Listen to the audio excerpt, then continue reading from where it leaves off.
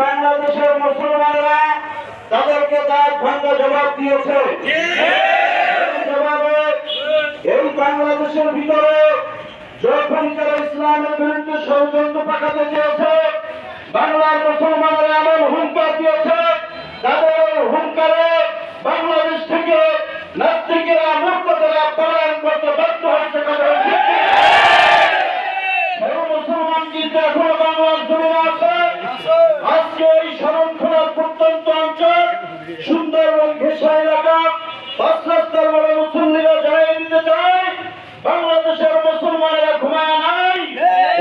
তোমরা যদি দ্বিতীয়বার আর কখনো ইসলামের বিরুদ্ধে, কোরআনের বিরুদ্ধে, মহানবী সাল্লাল্লাহু আলাইহি ওয়াসাল্লামের বিরুদ্ধে আঙ্গুল তোলার চেষ্টা করো, এই জনগণ তোমাদের আঙ্গুল ভেঙে চুরমার করে দেবে।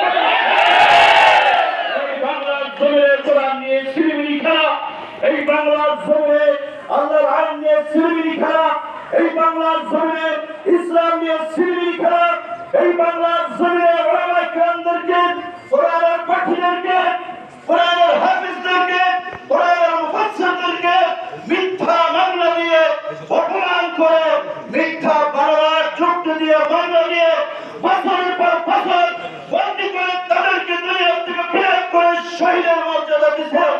এই বাংলাদেশের জনগণ এই সুযোগ আর করতে দেবে না।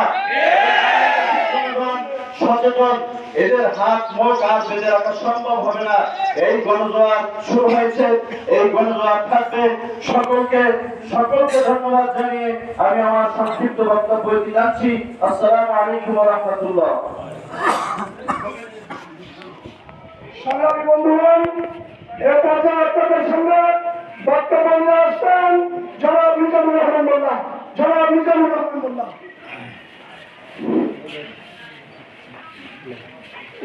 এলাকাবাসী, এই মুহূর্তে যাকে সৃষ্টি না করলে আল্লাহ রাব্বুল আলামিন 18,000 মাখলুকাতের কোন জীবী সৃষ্টি করতেন না। তিনি হলেন আমাদের প্রিয় নবী হযরত মুহাম্মদ সাল্লাল্লাহু আলাইহি ওয়াসাল্লাম। আমরা বিভিন্ন সময় থেকে এসেছি যে এই জালিয়াত ইহুদি নাসারা এদের মদতে আমাদের প্রিয় নবী হযরত মুহাম্মদ সাল্লাল্লাহু আলাইহি ওয়াসাল্লামের অনেক কটূক্তি করেছে। আমরা যারা মুসলমান আছি, আমরা কি এটাকে মেনে নিতে পারি? আমরা কখনো এটা মেনে নিব না।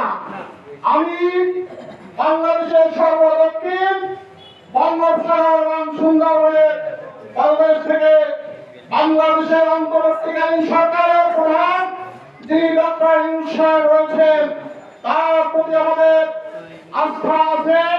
ওনার মাধ্যমে সারা বিশ্বকে আমরা জানিয়ে দিতে চাই, আপনি অচিরে এই মুরতাদ তাগিদকে আপনি হুঁশিয়ার করলেন যাতে আমাদের প্রিয় নবী হযরত মুহাম্মদ সাল্লাল্লাহু আলাইহি ওয়াসাল্লামের ব্যাপারে আর কখনো কোনো কটূক্তি না করে। আমরা প্রয়োজনে ইতিপূর্বে আমার অনেক ভাইয়া বলেছেন, আমরা আমাদের জীবনে আমাদের শরীরে এক ফোঁটা রক্ত থাকাকালীন আমরা এর সংগ্রাম আন্দোলন চালিয়ে যাব ইনশাআল্লাহ।